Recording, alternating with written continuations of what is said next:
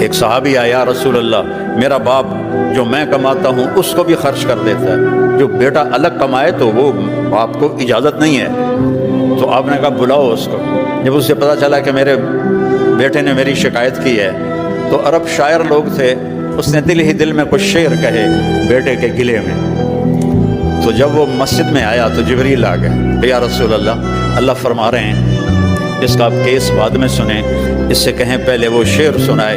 جو زبان سے نکلے نہیں، کانوں نے سنے نہیں، عرشوں پہ اللہ نے سن لیے ہیں۔ تو آپ نے جب اس سے پوچھا، کہنے لگا اشہد انک رسول اللہ، یا رسول اللہ میں گواہی دیتا ہوں آپ اللہ کے رسول ہیں۔ اللہ کی قسم کچھ دکھ بھرے جذبات نے الفاظ کا روپ دھارا، لیکن وہ میری زبان پہ نہیں آئے، میرے دل میں آئے اور آ کے گزر گئے، آپ کے رب نے وہ بھی سن لی۔ تو آپ نے کہا، اب اللہ کہتا ہے پہلے وہ سنا پھر تیرا کیس سنوں گا۔ تو انہوں نے کہا جی میں نے کہا تھا غزوتک مولودا ومنتک یافعا تعل بما اجنی علیک وتنحل، بیٹا جب تو پیدا ہوا تو میں نے اپنے لیے جینا چھوڑ دیا۔ ہر باپ یہی کرتا ہے، بیٹا جب تو پیدا ہوا تو میں نے اپنے لیے جینا چھوڑ دیا، جو کمایا تیرے لیے، جو بنایا تیرے لیے، پہلے تجھے کھلایا پھر خود کھایا، پہلے تجھے پلایا پھر خود پیا۔ جب تو بیمار ہو جاتا تھا تو ساری رات تیرے سرانے ہم دونوں ماں باپ تیرا پہرا دیتے تھے، اور ہر لمحے ہمیں ڈر لگتا تھا کہیں مر نہ جائے، کہیں مر نہ جائے، حالانکہ موت کا وقت تو مقرر ہے۔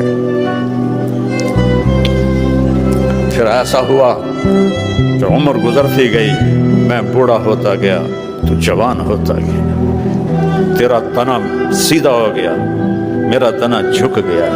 میرے ہاتھ میں لاٹھی آ گئی، تیرے پاؤں میں طاقت آ گئی، اور میرے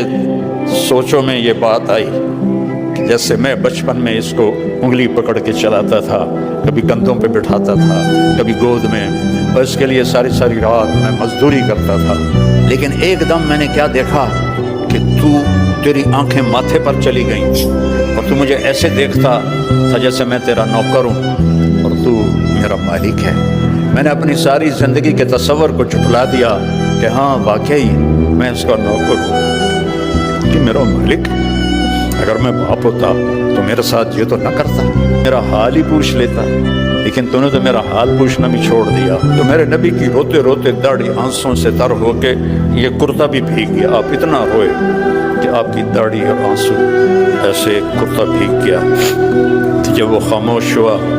تو آپ نے اس کے گریبان کو پکڑا، کہا اٹھ اور دفع ہو جا اور میری نظروں سے دور ہو جا، انت و مالک لابیک، تو اور تیرا سب کچھ تیرے باپ کا ہے۔